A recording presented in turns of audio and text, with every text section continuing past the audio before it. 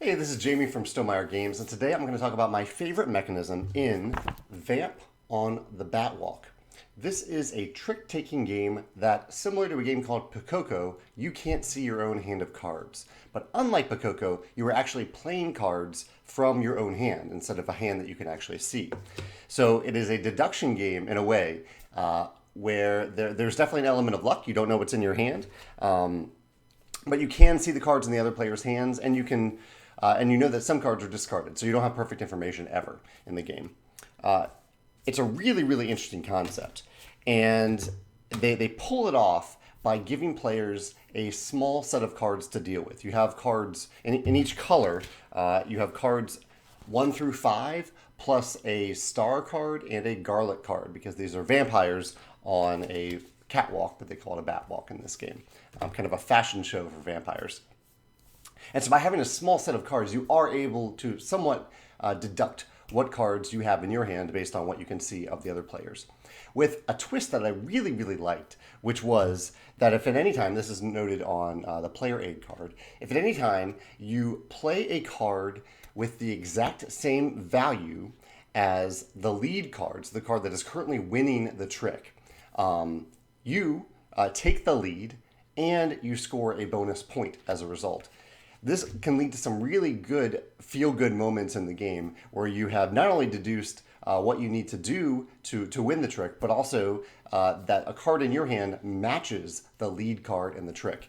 It's a little, I guess, I'm thinking about it now, it's a little hard to describe why it feels so good, but with such a small set of cards and without you able to see your own hand of cards, it leads to just some surprise moments where you are able to pull off a win and an extra point when maybe you weren't otherwise able to win that hand.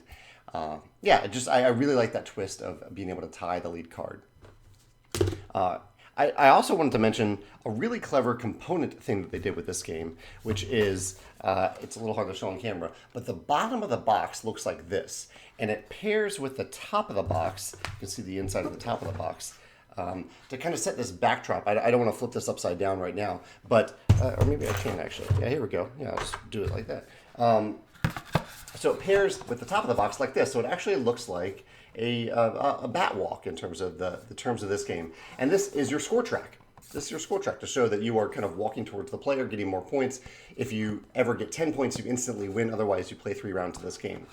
And I looked at this and I was like, how did they, this is the bottom of the box. Usually this is where you put really important information like what's in the game, what the game's about, the UPC, addresses, legal stuff, all that stuff. And the way they did it was by having this little piece of paper inside the shrink wrap on the bottom of the box that shows all that important information.